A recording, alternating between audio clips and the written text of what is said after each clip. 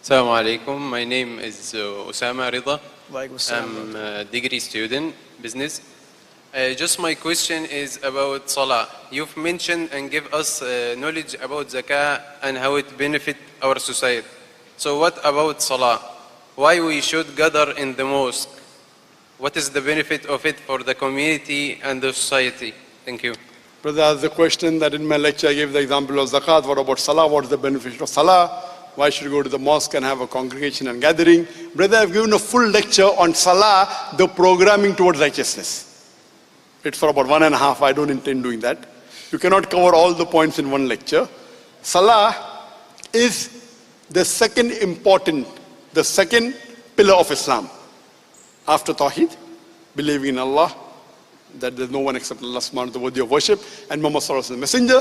The second is Salah. Our beloved Prophet Muhammad sallallahu alaihi wasallam said, the first deed that will be asked you on the day of judgment is about your Salah. And according to Imam al-Bahabi, not praying falls as the fourth major sin in Islam. Number 1 is shirk. Second is murder. Third is black magic. Fourth is foregoing Salah. It is the fourth major sin in Islam. And our beloved Prophet Muhammad said, mentioned in Sahih Bukhari, volume 1 in the book of Salah, that if you pray in Jama'ah, you get 25 times, 27 times more sawab. So praying in Jama'ah is 25 to 27 times better congregation. And there are several hadith of our beloved Prophet Muhammad. There are hadith of Prophet Muhammad, it's mentioned in Sahih Bukhari, volume 1 in the book of Salah, that the Prophet said that people do not come to the mosque for the Jummah Salah. He felt like telling one of the Sahaba to lead the Salah so that he would go and burn the houses of those people who did not come for the Jummah Salah. There's another hadith in which the Prophet Muhammad said. So based on the scholars, praying Jummah Salah is fard. And if you do it for 3 times without reason, Allah blocks your heart. And according to Imam al-Bahabi, it is the 66th major sin in Islam. Not praying persistently Jummah Salah in congregation is the 66th major sin. Imam al-Bahabi also says sin number 65, one sin before that persistently not praying in the mosque, in the congregation, Salah with Jama'ah without a valid reason. There's another hadith of Sahih Bukhari, volume 1, book of Salah. The Prophet said, the hypocrites did not come for the Fajr Salah or the Isha Salah. And if they knew the reward, they would come crawling. I felt like telling one of the Sahabas to lead the Salah so that I can go out and burn the homes of the men with them in it who did not come for the congregation Salah. So praying in Jama'ah, the 5 times Salah, according to very few scholars it is mustahab sunnah. Majority scholars says it is fard. Imam al-Dhahabi says in his book, in Qabair, it is the 65th major sin that if you do not pray 5 times Salah in the congregation in the mosque. So most of the scholars agree that you have to pray unless you have a valid reason, that if maybe you're traveling or if you're sick. Or normally at the time of the Sahabas, if a person did not come to the mosque to pray, he was either sick or he was a munafiq.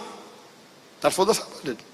So praying compulsory in the Salah in congregation is a must. What are the various benefits? I can give a talk for 1 hour only on scientific benefits. Time doesn't permit me, but you can see my video cassette.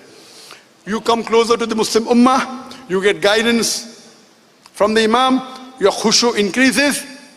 The best time, the best peace of mind is the time of Salah. And the best part of Salah is the sujood. Allah mentioned sajda and sujood in the Quran 92 times. But if you know what khushu is, you will understand it. You can only enjoy the fruit if you have a taste of it. So if you know what benefit of Salah, one minor benefit I'll tell you. You know, people say, you know, the 10 richest men in the world, and list goes on. Mukesh Ambani number 10, and Warren Buffett, and number 1 goes to Bill Gates. Now it is Jeff something. He's overtaken Bill Gates recently. Jeff someone, who's the owner of Amazon. He's overtaken Bill Gates. Number 1. And there was another post that says, number 10 Ambani, number 3 Bill Gates, number 2 Jeff. Number 1 is who? A Muslim who offers 2 rakat of Sunnah Salah before Fajr. Because the beloved Prophet Muhammad said that if you pray 2 rakat Sunnah before Fajr, it is more valuable than the earth and the wealth in it. So if you have a Muslim, you understand that, you will know the reward of that. It is the Sunnah Salah. Sunnah Muqida. So imagine what would be the reward for the Fajr Salah. But how many Muslims realize that? Many do, but not all.